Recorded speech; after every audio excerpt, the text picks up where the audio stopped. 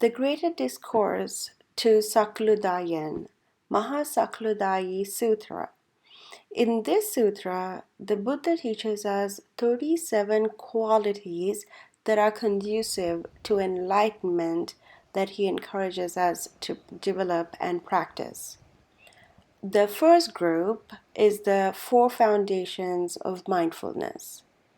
Mindfulness of body can be developed through an awareness of the body, an awareness of the breath, and so on. Mindfulness of feelings can be developed by observing our pleasant, painful, or neutral feelings. Mindfulness of our mental states can be developed by observing our responses to the feelings, whether they arouse attachment, aversion, or dullness in us. Mindfulness of mental qualities can be developed by observing our hindrances, the aggregates, our sense bases, our defilements, and so on. The next group is the four right kinds of striving, and here we are asked to arouse or increase our wholesome states and to prevent or abandon our unwholesome states, and to arouse the energy and desire and effort to do so. The next group is the four bases of spiritual power, and this is what will help us develop concentration and meditate for long. Zeal is developing an intention, energy is developing an effort, purity of mind is to stay with the brightness and the luminosity of the mind, and investigation is skillful analysis through wisdom. The next group are there five spiritual faculties. Faith is the trust in the teachings, the principles, and the practices.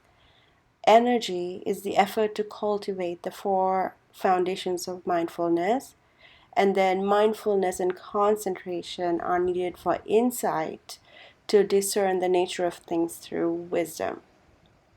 The next group are the five strands, which are described the same, but to strengthen the spiritual faculties further, so that faith cannot be shaken by doubt, energy cannot be shaken by laziness, mindfulness cannot be shaken by muddle-mindedness, concentration cannot be shaken by distracting thoughts, and wisdom cannot be shaken by ignorance.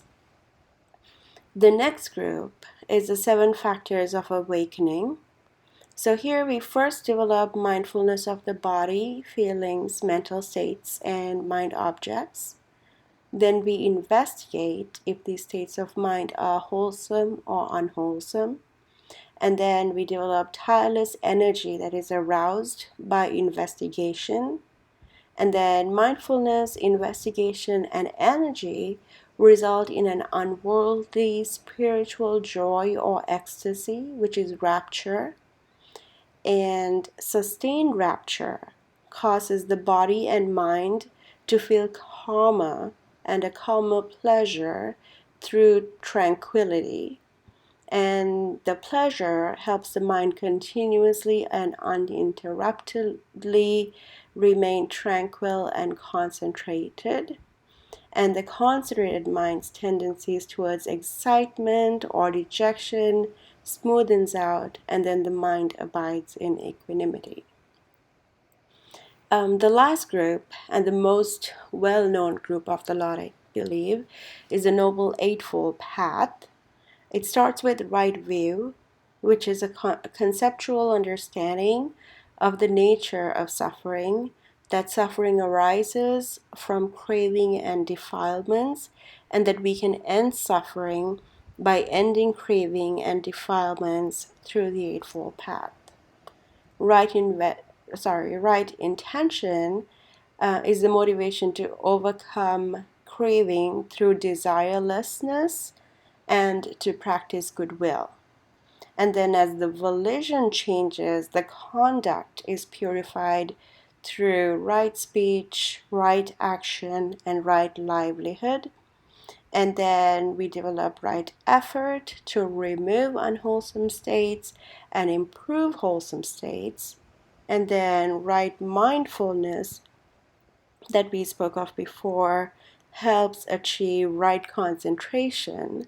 And once right concentration is achieved, one investigates the five aggregates and their conditioned nature, as we have learned through dependent origination.